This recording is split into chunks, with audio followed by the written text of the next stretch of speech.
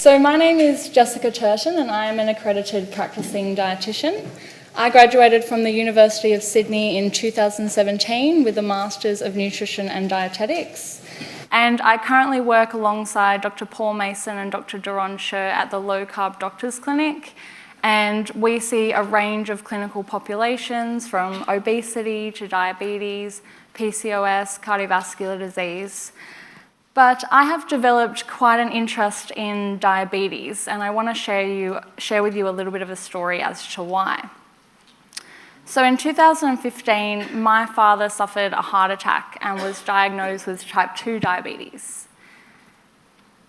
He was noticing, but in the 9 years leading up to this heart attack, he was getting regular medical checkups, so he was going to the doctor every 6 months. He was noticing progressive weight gain around his midsection, tingling and numbness in his feet, excessive thirst, excessive urination. In the 9 years leading up to his heart attack, he was searching for the answers. He was desperately knocking on the doors of the medical profession, but no one could give him the answers he needed.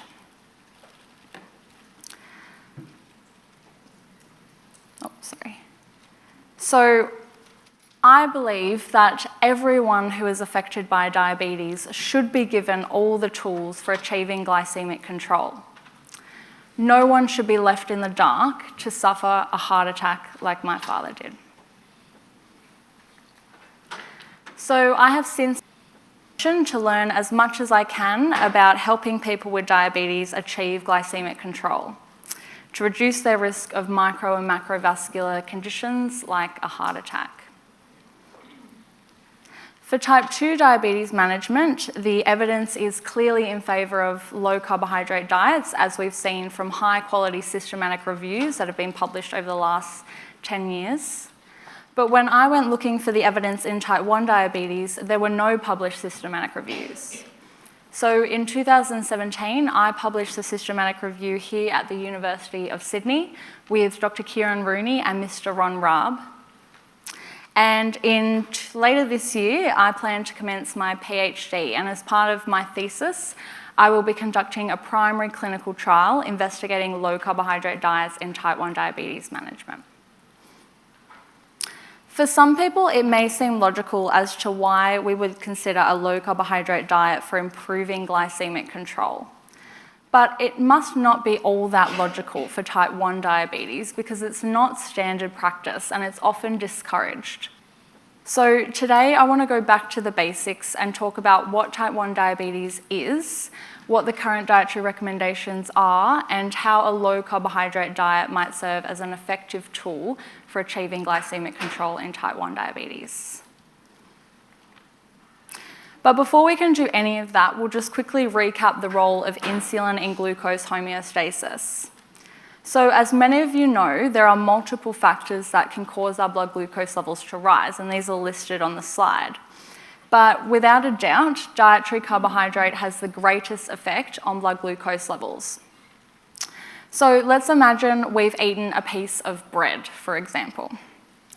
The carbohydrates in the bread will break down to glucose, and this glucose gets released into our bloodstream, causing our blood glucose levels to rise. In a person without diabetes, the pancreas responds to this rise in blood glucose levels by increasing the production of the hormone insulin. You can think of insulin like the key that unlocks the cells and allows glucose to flow to the cells. So insulin literally plays a key role. However, in type 1 diabetes, the body destroys its own pancreatic beta cells, and these are the cells that are responsible for producing insulin. Type 1 diabetes is therefore considered a disorder of absolute insulin deficiency, and for glucose homeostasis to be achieved, individuals must inject themselves with insulin multiple times a day. If you don't have diabetes, the whole process of regulating your blood glucose levels is completely automatic. You don't have to think about it. But in type 1 diabetes, it's a completely manual process. An individual with type 1 has to predict all changes in their blood glucose levels and then calculate the amount of insulin that's required to bring those blood glucose levels back to baseline. Do you think this would be easy? It's definitely not. Here is an example of blood glucose fluctuations across a day in a person with type 1 diabetes.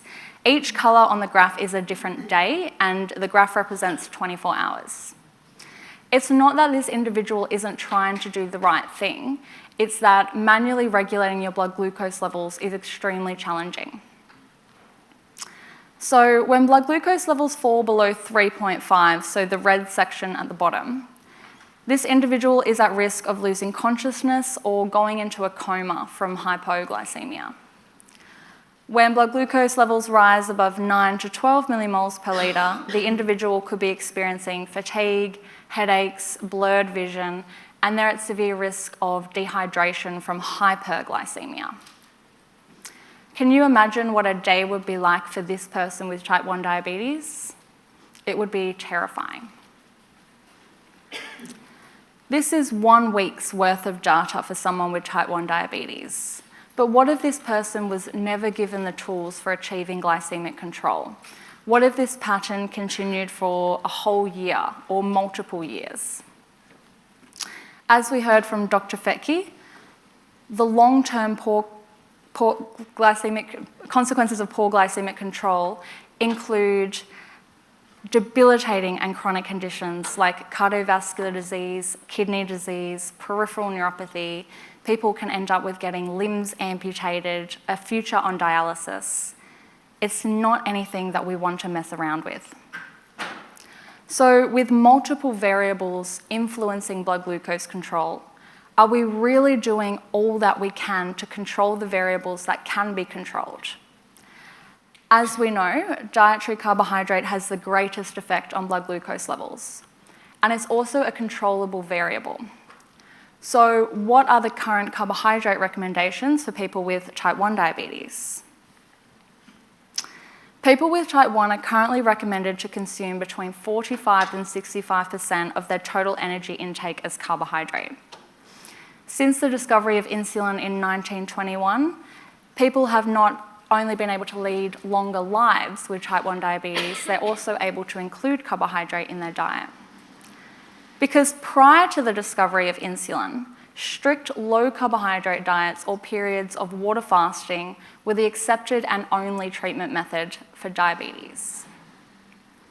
So there is no doubt that insulin has extended the lives of people with diabetes. But where is the evidence for this carbohydrate recommendation? I looked into some of the clinical practice guidelines for type 1 diabetes management in Australia, and not one of these documents could provide a single reference to support the recommendation that people with type 1 should be consuming 45 to 65% of their energy from carbohydrate. These recommendations come from the Australian Dietary Guidelines, which are based on a population free from diabetes. Simply reverting to the Australian Dietary Guidelines to inform the management of people with type 1 diabetes is not evidence-based practice. At least I don't consider it to be. So we must ask this question. Is the standard advice to consume 45 to 65% of our total energy from carbohydrate appropriate for people with type 1 diabetes? Despite a lack of evidence, this is what individuals with type 1 have been told to do for many years now. But is this advice actually helping these people achieve glycemic control? Long-term glycemic control is measured by hemoglobin A1C, and an HbA1c of less than 7% is considered the primary management target in all diabetes.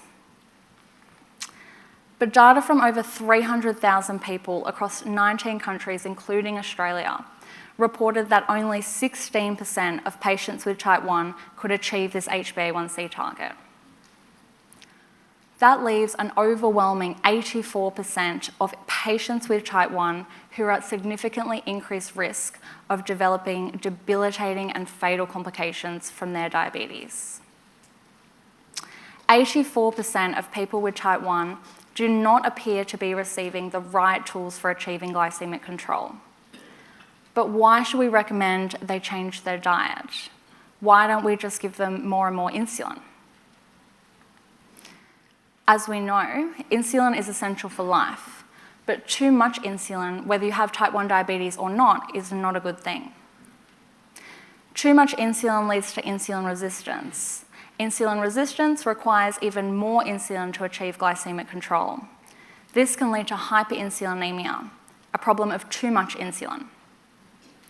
So the increasing use of insulin, which is often proposed to control blood glucose levels, is resulting in more and more people with type 1 who are now presenting with problems related to insulin excess, a characteristic of type 2 diabetes. Hyperinsulinemia, or insulin excess, contributes to excessive weight gain, the metabolic syndrome, and atherosclerosis. It's even been associated with Alzheimer's disease and some cancers. Do we really want individuals with a disorder of insulin deficiency to be suffering the consequences of insulin excess as well? Of course we don't, so we must look at diet. So this is a hypothetical case study of a 40-year-old male who was diagnosed with type 1 diabetes when he was 17. His HbA1c is now 8.5%, and he's walking into a dietitian in an attempt to improve it. Dietitians are currently being taught to calculate carbohydrate requirements for people with type 1 based on 50% of their total energy requirements. This man would be recommended to consume 330 grams of carbohydrate in a day. If anything, 330 grams would be a slight underestimation because, like any good dietitian, I've accounted for the fact that he's a few kilos overweight and he should reduce his energy requirements. So if 330 grams of carbohydrate was spread evenly across 3 meals and 2 snacks, 1 meal would equate to 90 grams of carbohydrate. This might look like 1.5 cups of cooked pasta, 2 slices of bread, and a small latte. This may or may not look like a lot of carbohydrate to you, but for someone following the standard dietary advice, it's quite a typical meal. So let's say this man is extremely motivated and he measures out all of his food to accurately count up 90 grams of carbohydrate. He then gives himself insulin according to the expected effect that 90 grams of carbohydrate will have on his blood glucose levels. But what is rarely talked about is that carbohydrate counting is not 100% accurate. Consider the nutrition information on a food label, for example. Do you think that every product has been tested using bomb calorimetry to determine the exact carbohydrate content to the gram? Australian food standards do not require them to do this. Many food manufacturers refer to online nutrition databases to get their information, which has many limitations. And of course, there's the limitations introduced by human error in weighing, measuring, estimating, and eyeballing your portions, however it's done. So to account for these limitations, we will apply a relatively conservative margin of error of 20%. So this man could really be eating anywhere from 72 to 108 grams of carbohydrate at this meal. If he doses for 90 grams of insulin but actually eats 72 grams of carbohydrate, he's at significant risk of hypoglycemia from too much insulin. If he actually eats 108 grams of carbohydrate, he is at significant risk of hyperglycemia. So it's a little bit like going out for a swim in these conditions. It's dark, stormy, and dangerous. This might reflect the experiences of those 84% of individuals with type 1 diabetes who are unable to control their blood glucose levels. So how might a low-carbohydrate diet calm this storm? This phrase sums it up perfectly. Big inputs make big mistakes, small inputs make small mistakes. In Dr. Richard Bernstein's book, The Diabetes Solution, he talks about the laws of small numbers and the importance of predictability for someone with type 1 diabetes. If you can't accurately predict the effect that food will have on your blood glucose levels, then you can't accurately predict your needs for insulin. And this is exactly what we saw in the previous example. By reducing dietary carbohydrate, the error rate in determining the required amount of insulin is also reduced. The result? Less frequent and less severe hyper and hypoglycemic episodes, as well as an overall reduction in insulin requirements.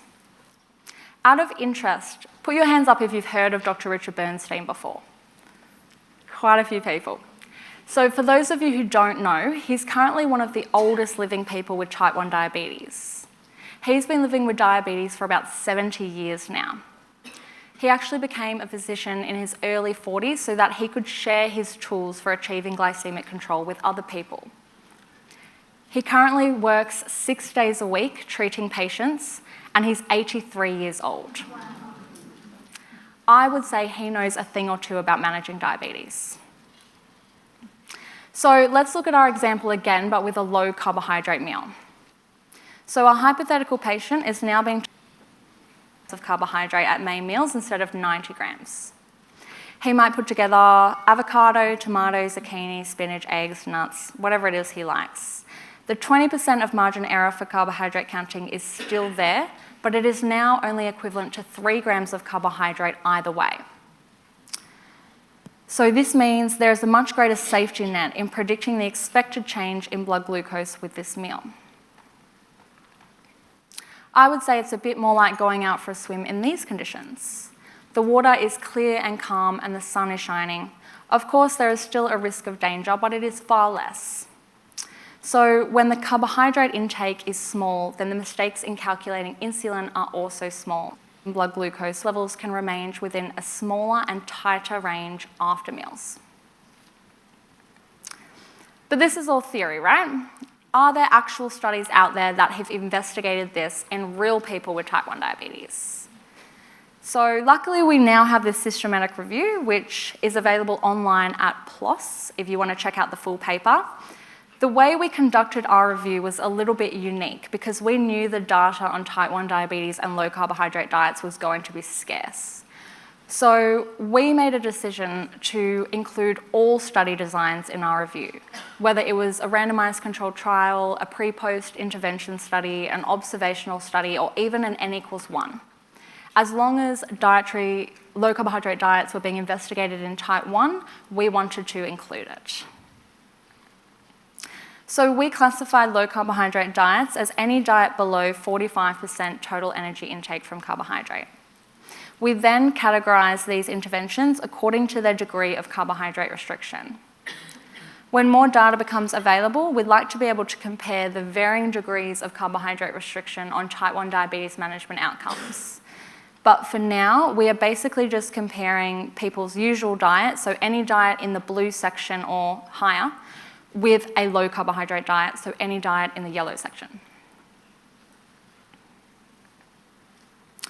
So we found 9 studies altogether, and this table shows the average changes in type 1 diabetes management outcomes after the respective low carbohydrate diets. If a square is blank, which a lot of them are, it just means that the study didn't report on that outcome, and the studies were inconsistently reported, or the outcomes were inconsistently reported. You can see the outcomes in the top row there in blue. So the results highlighted in yellow are the changes that reach statistical significance. 6 studies showed a significant change in at least one outcome after the low-carb diet. All of these changes are in the direction of improved type 1 diabetes management, which means they are in favour of the low-carb diet. Chantelot 1982 reduced carbohydrate to 156 grams per day for 5 months in 10 participants, and HbA1c fell from 9.7% to 7.3%. Nielsen 2012, so in the middle section, reduced carbohydrates to 75 grams per day for 4 years in 48 participants. HbA1c fell from 7.6% to 6.9%. And remember, this is within the clinical management target for diabetes. Towards the bottom there, O'Neill 2003 reduced carbohydrate to 30 grams per day for 18 months in 8 participants. HbA1c fell from 6.8% to 5.5%. That's reflective of normal blood glucose control. So it's pretty incredible. But what about those studies that didn't show any difference in HbA1c? Well, if you look at Knight, Krebs, and Ireland, they showed statistically significant improvements in other outcomes. And those outcomes included frequency of severe hypoglycemic episodes and total daily insulin. And then we have our two studies, which were N=1s. So towards the bottom, we've got Bernstein and Vernon. But just because these studies are N=1s doesn't mean they aren't clinically important to us. If you look at Vernon 2003, carbohydrate was reduced to 20 to 50 grams per day for 3 months. This participant saw a reduction in HbA1c from 16.8% to 5.3%. Now ask anyone and they wouldn't care that it was an N=1 because that's pretty incredible. Bernstein 1980, so we've heard about Bernstein. He did a case study on himself, so of course we included it. Hypoglycemic episodes reduced by 718 episodes a year. He reported his results after 5 years on a low-carbohydrate diet, but of course he's still on a low-carbohydrate diet today and seeing many more improvements, which is fantastic. So for a bit of a disclaimer, though the theory and results I have presented to you today appear extremely promising for low-carbohydrate diets in type 1 diabetes management, the scientific literature is still standing on pretty shaky grounds, and we are in urgent need of more high-quality clinical trials investigating this topic. I genuinely hope that the recently published systematic review that we did might steer more researchers towards this area of science as they see it's a promising area. In saying that, as Dr. Fetke mentioned, we are expecting a study on the type 1 GRIT participants coming out very soon, which will be a very interesting study, so everyone look out for that one. And we also have some PhD students in Perth, Western Australia, who are investigating low-carbohydrate diets for type 1 diabetes. And then, of course, there's myself in Sydney, and I will be dedicating the next 3 years of my life to developing and testing a well-formulated low-carbohydrate diet for type 1 diabetes management. So things are changing. They are changing slowly, but they are changing.